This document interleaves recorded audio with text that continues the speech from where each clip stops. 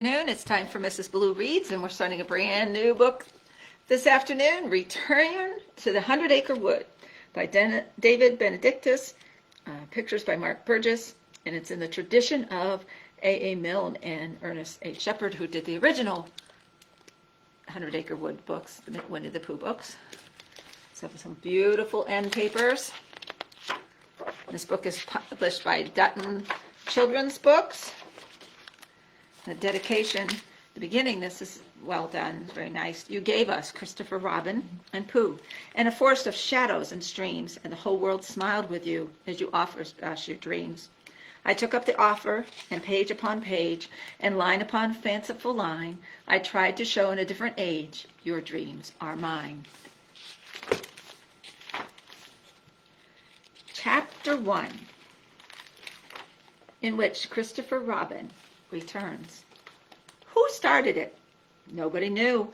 One moment there was the usual forest babble, the wind in the trees, the crow of a cock, the cheerful water in the streams. Then came the rumor. Christopher Robin is back. Owl said he heard it from Rabbit. Rabbit said he heard it from Piglet. And Piglet said he just sort of heard it. And Kanga said, why not ask Winnie the Pooh? And since that seemed like a very encouraging idea on such a sunny morning, off Piglet trotted, arriving in time to find Pooh anxiously counting his pots of honey. Isn't it odd? Said Pooh. Isn't what odd? Pooh rubbed his nose with his paw. I wish they would sit still. They shuffle around when they think I'm not looking. A moment ago there were 11, and now there are only 10. It is odd, isn't it, Piglet? It's even, said Piglet. If it's 10, that is. And if it isn't, it isn't. Hearing himself say this, Piglet thought that it didn't sound quite right, but Pooh was still counting, moving the pots from one corner of the table to the other and back again. Bother, said Pooh. Christopher Robin would know if he was here. He was good at counting. He always made things come out the same way twice, and that's what good counting is. But Pooh, Piglet began, the tip of his nose growing pink with excitement. There he is, entering the house. On the other hand, it's not easy to count things when they won't stay still, like snowflakes and stars. But Pooh, and if Piglet's nose was pink before, it was scarlet now. I've made up a hum about it. Would you like to hear it, Piglet? Piglet was about to say that hums were splendid things, and Pooh's hums were the best there were, but rumors come first. Then he thought what a nice feeling it was to have a big piece of news and to be about to pass it on. Then he remembered the hum which Pooh had made up about him, Piglet, and how it had 7 verses, which was more verses than a hum had ever had since time began, and that they were all about him. And so he said, "Ooh, yes, Pooh, please." And Pooh glowed a little, because a hum is all very well as far as it goes, and very well indeed when it goes for 7 verses. But it isn't a real hum until it's been tried out on somebody. And while honey is always welcome, it's the welcomest of all directly after a hum. This is the hum which Pooh hummed to Piglet on the day, which started like any other day and became a very special day indeed. If you want to count your honey, you must put it in a row. In the sun, if it is sunny, it is snowy in the snow. And you'll know when you have counted how much honey you have got. Yes, you'll know what the amount is, and so therefore what it's not.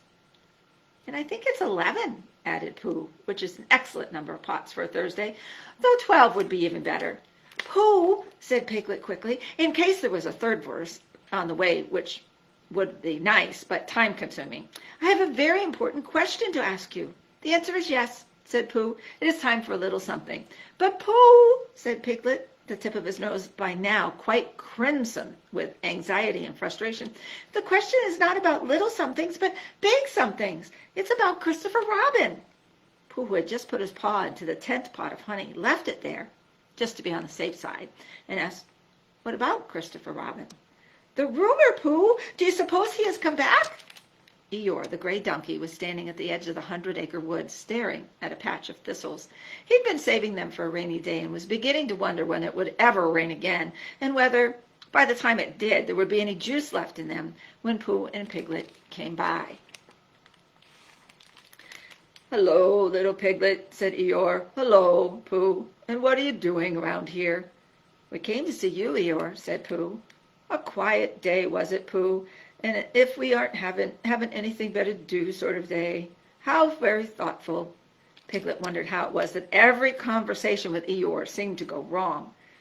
Time hanging heavy, was it, Piglet? And Pooh, I would thank you to not stand on those thistles. Which ones would you like me to stand on? Asked Pooh. But Eeyore, squeaked Piglet, see, have you swallowed something, little Piglet? Not a thistle, I trust. It's Christopher Robin, said Pooh. He's coming back. While Pooh was talking, Eeyore went rather still. Only his tail moved, brushing away an imaginary fly. Well, he said rather huskily, then paused. Well, Christopher Robin. That is to say, heretofore, he blinked quickly several times. Christopher Robin coming back.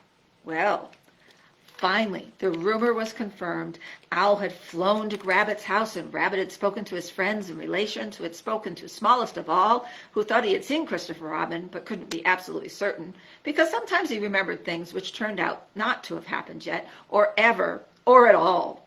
And they asked Tigger what he thought, only he was hopping across Kanga's carpet, avoiding the yellow bits, which could be dangerous, and paid no attention. But Kanga had told Rabbit that it was true, and when Kanga said something was true, then that thing was true. And so, if Pooh and Piglet thought that it was true, and Owl believed that it was true, and Kanga said that it was true, then it really must be true, mustn't it? So a meeting was convened to pass a resolution. The resolution was for a welcome back party for Christopher Robin, and Roo got so excited that he fell into the brook once by accident and twice on purpose, until Kanga told him that if he did it again, he would not be allowed to come to the party, but would have to go home to bed. It was July. The morning of the party dawned warm and sunny, and the spinney in the 100-acre wood was looking its finest. There were specks of light on the ground where the sun had found a way through the branches, and other places where the branches had said no. Kanga found a mossy place and laid a table with her best linen tablecloth, the one with bunches of grapes embroidered around the edges, and Rabbit brought his best willow-patterned teacups and said that they were heirlooms. And when Pooh asked Owl in a whisper what an heirloom was, Owl said it was a kind of kite. Then Kanga moved one of the teacups so that it was covering the stain where Tigger had spilled a dollop of Roo's strengthening medicine.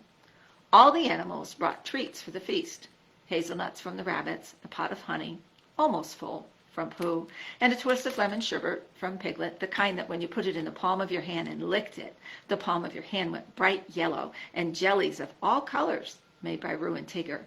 There were glasses with colored straws and homemade lemonade, and squares of decorated paper with everybody's names on them, and things which you blew and which made a hooting noise when you did, and things which you threw, and balloons, long ones as well as round ones, and splendid crackers. But in the very center of the table stood the finest cake you ever saw, baked by Kanga and iced by Roo and Tigger, and there was spindly writing on the icing, except that nobody could make out what it said, not even Owl. And when Pooh asked Roo and Tigger what the writing said, they giggled and ran off to play in the bracken. Everyone had been invited to the party, even Eeyore, and Pooh had pushed a special invitation under the door of Christopher Robin's house. Owl had written it. It said, "Special invitation. Welcome home, Christopher Robin, and welcome to a welcome home party today." It says welcome 3 times, Owl explained, because that's how pleased we are to see him back. All the animals sat on the ground and waited, but there was a tree stump reserved for Christopher Robin. The jellies were getting rather wobbly in the sun, and Roo kept looking at the green jelly, which he had made himself with grapes and green gauges, and which was, or at least had been, shaped like a castle. It was a little along the tablecloth from him, and he kept fidgeting to get closer to it, because although he thought the others might like green best, he knew that he did. He kept saying to anyone who would listen, "The red ones are the best. They've got strawberries in them. The yellow ones are even better because they're really lemony." But he said nothing about the green ones. It's the green jello. Eeyore was the last of the animals to arrive in the spinney. He turned around a few times and sat down in the tree stump. "Jollifications and hey diddle diddle," he said. "Decent of you to wait for me." "But Eeyore," said Piglet, and would have said more if Kanga hadn't frowned and shaken her head at him. "I'm sure it's going to be a lovely party," said Kanga, "but you're sitting in Christopher Robin's place, Eeyore dear." Eeyore unfolded his legs and got slowly back to his feet. "It was quite comfortable. he said. "As tree stumps go, I'm sure Christopher Robin will enjoy sitting on it now that I've warmed up for him." Still, there was no Christopher Robin. Piglet held his cracker up to the light and shook it to see if it rattled. Then a little sadly he put it down again. "When can we start? Oh, when can we start?" cried Baby Roo. "The red jellies are best, everyone, or the yellow ones. Oh, when can we start?" And Kanga said, "Soon, dear, soon, but don't keep pointing like that. It's rude." Pooh was staring at his pot of honey and getting drowsy and wondering if it was still his pot of honey, and whose pot of honey it would be if Christopher Robin didn't come, and whether one could train bees to make honey straight into pots, because then they could use the combs to brush their hair without it getting sticky, if bees have hair, and maybe he would leave an empty pot out there just in case, and would it get any hotter, and what would happen if it did? And Pooh's head sank forward, and he uttered a sort of snunt, which was halfway between a grunt and a snore. Then, by way of conversation, Owl said, "Did I ever tell you about my Uncle Robert?" And though he had told them more than once, more than several times, in fact, Kanga said quickly before he could begin, "Best not to tire ourselves. Christopher Robin is sure to be here soon." And Piglet said, "I expect he had to come a very long way." "How do you know?" Rabbit asked. "How long?" "He may have been delayed by a gorse bush," said Pooh. "They do that sometimes, you know." "Or a heffalump," said Piglet, and he shuddered at the thought. Then the sun went behind the only cloud in the sky, and the speckles in the forest went away and came back again, which is what Christopher Robin had done, if you believed the rumor. Then Piglet, a little flustered and a little hungry, exclaimed, "Christopher Robin has had to come from wherever he's coming from, Rabbit, and it must be a very long way, because if it wasn't, he would be here by now." Just at that moment, there was a whirring sound, and a clickety sound, and a pinging sound, and there he was, Christopher Robin, just as he had always been, except that he was riding a bright blue bicycle. Everybody gasped and began chattering at the same time, which usually quite impolite, but wasn't just then. When Christopher Robin had leaned his bicycle against a tree, he looked at them all and said, "Hello, everyone, I'm back." "Hello," said Pooh, and Christopher Robin gave him a smile.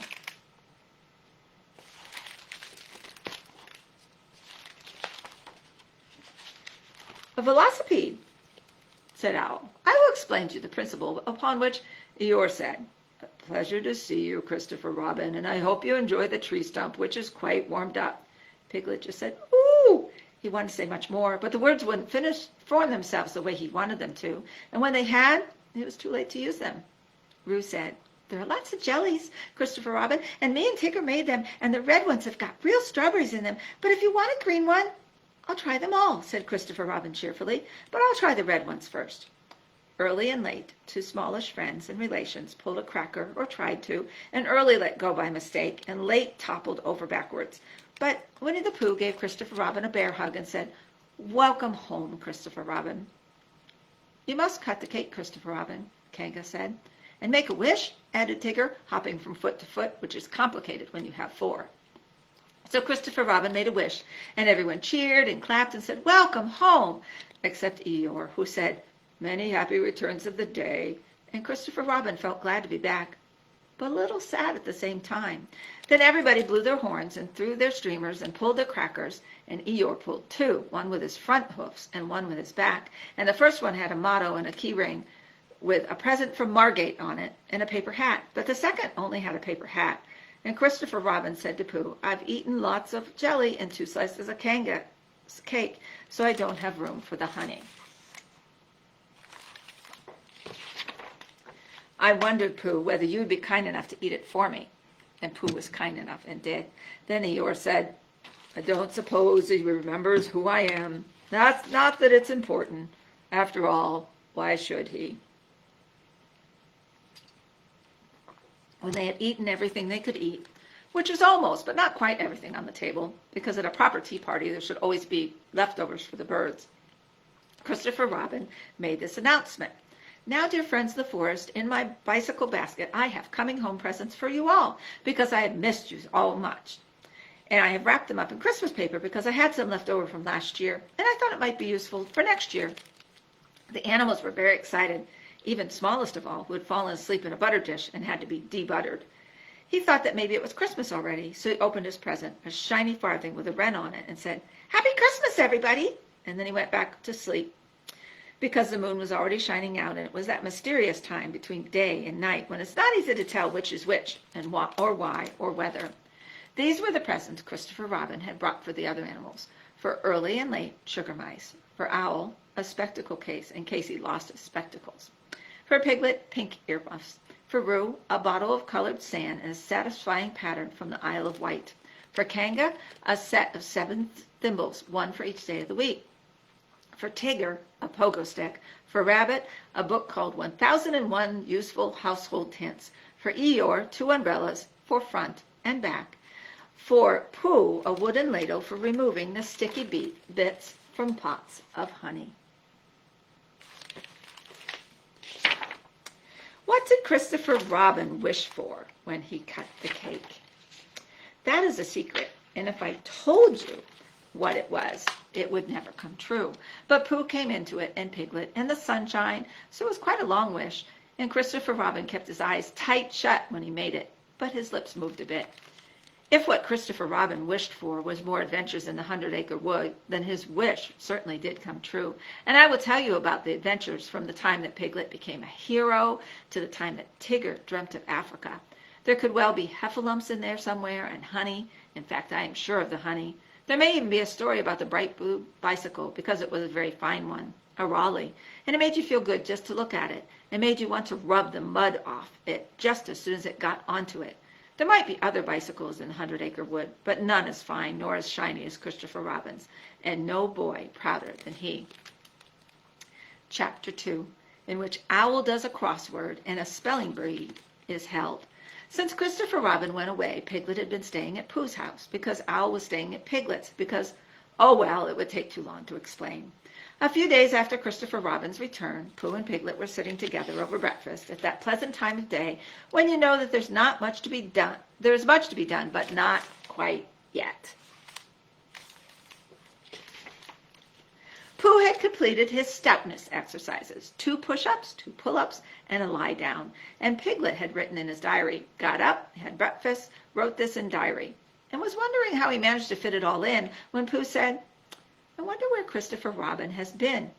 I don't know, said Piglet, who had been wondering too. But he's a bit grand, isn't he, Pooh? Since he came back, and he seems a bit more. That's it exactly, said Pooh. A bit more, but not too much. Piglet closed his diary. But he's still Christopher Robin. I wish I knew where he'd been, continued Pooh. Do you think Owl would know? He might do, Pooh, which would be good. And if he didn't, might make something up, and that would be good too. Let's go and ask him. On this particular morning, Owl had settled down in his comfiest chair and folded the Ornithological Times so that the bit with the crossword puzzle was on top. On a low table next to him was a cup of tea, and he was wearing the old shawl that had belonged to Uncle Robert. It smelled a bit, but helped him to concentrate. The first clue was 1 across. It read, Big Bird, 3 letters. Owl scratched behind his ear with his quill pen. However, when he wrote EGL on a piece of scrap paper to see how it looked rather odd. When he held it up to the mirror, it looked even odder. But tried as he might, he could not squeeze ostrich or even hork into 3 letters. Bother, muttered Owl, and stuck his quill through the newspaper. At just that moment, Pooh and Piglet arrived at the front door and tugged at the handkerchief with a knot in it, which served as a bell pull. Piglet cleared his throat. We want to know, Owl, whether you know where Christopher Robin has been, and whether he'll be going there again, and when. The words came out in such a rush that Piglet blinked several times and steadied himself on the low table. He has been on safari, said Owl impressively. What does that mean? Pooh asked.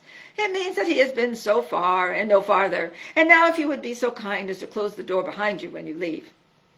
Why don't you come with us to Christopher Robin's house, said Piglet, and we can ask him ourselves.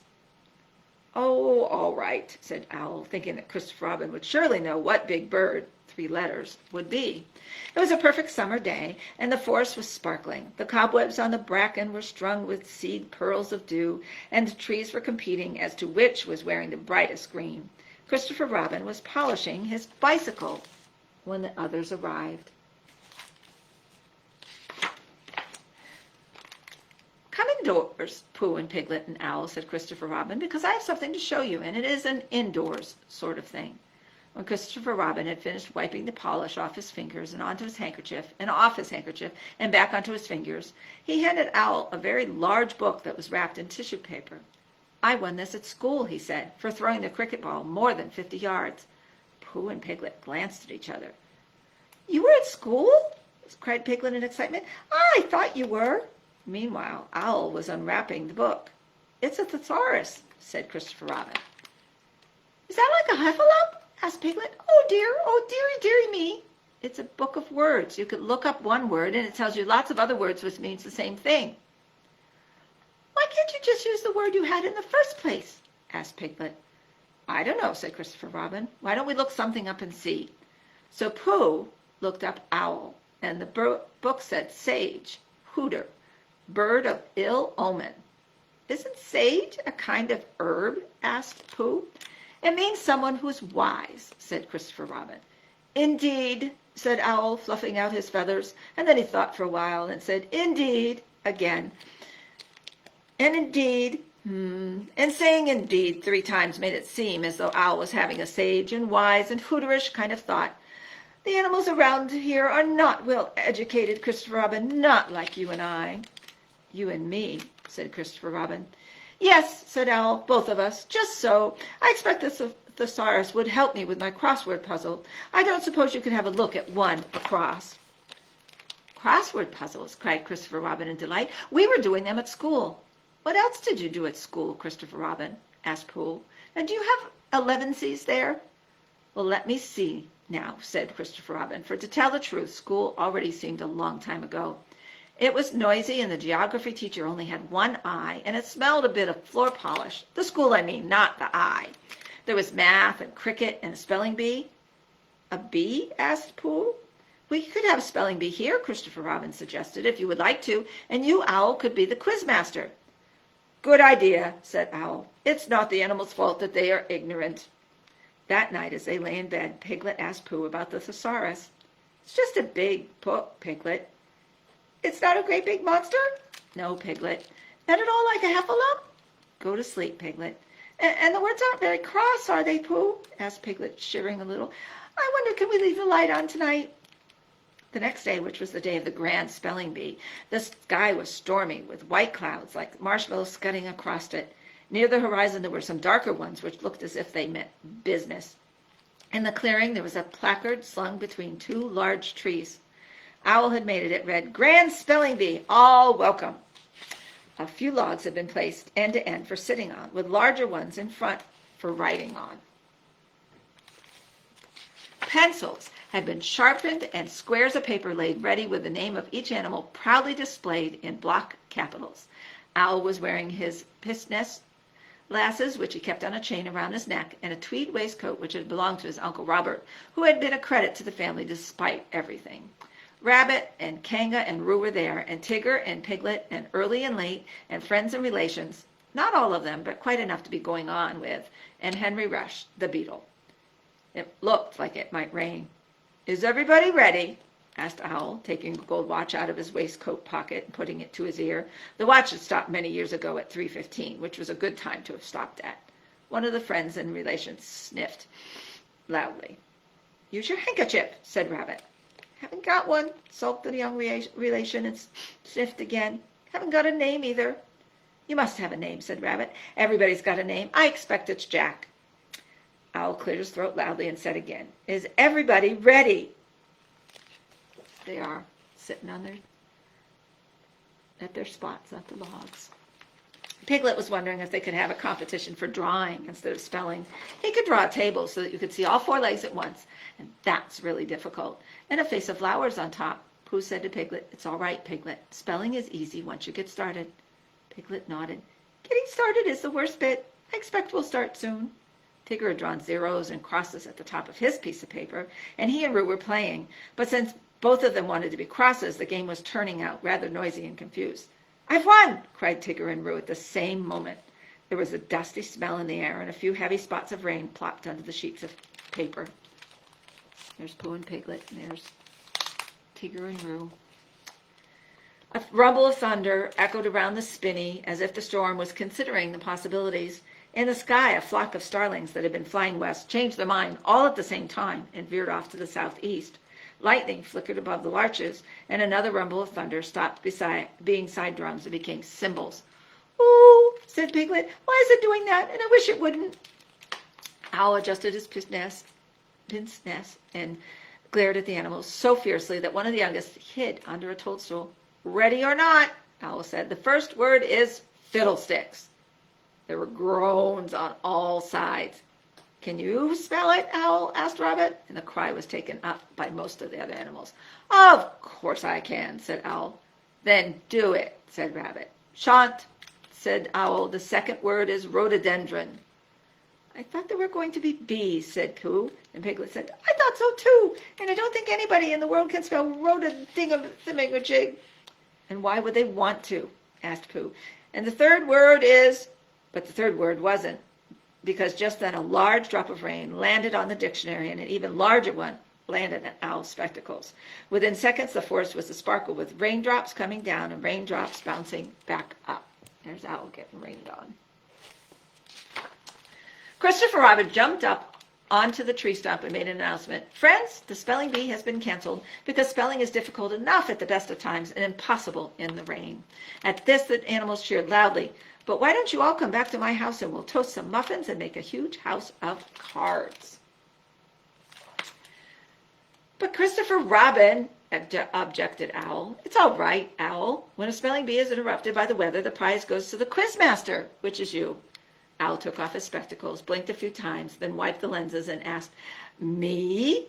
"Yes, Owl, you," with which Christopher Robin handed over the prize, which turned out to be a crossword puzzle book with all the answers at the end.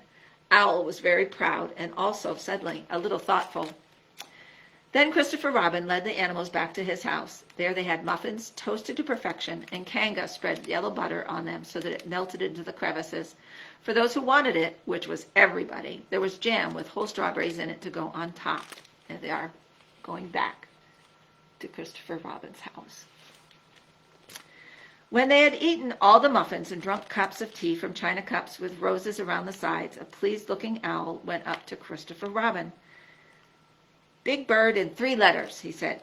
"Yes, it's owl, of course." "Why, so it is," Christopher Robin agreed. After that, the animals settled down and made the biggest house of cards ever seen in the 100-acre wood, with turrets and bridges and a yard for the carriages. When there were no cards left, Tinker bounced onto the middle of it so that they collapsed quite flat. But nobody minded, because by then the storm had passed, and the evening sun was peering anxiously over the rim of the hill. The moon was there too, so that everybody knew that it was time to go home to bed. Pooh stayed at Christopher Robin's house that night and watched him have his bath. What he really wanted to see was whether he still wore his blue braces, and yes, he did, but not in the bath. There he is, watching him take the bath. And we're going to stop after chapter 2. We'll do chapter 3 next week. Enjoying Return to the 100-Acre Wood. I hope you enjoyed the first 2 chapters, and will join us again next week. Miss everybody. Everybody have a great day. Bye.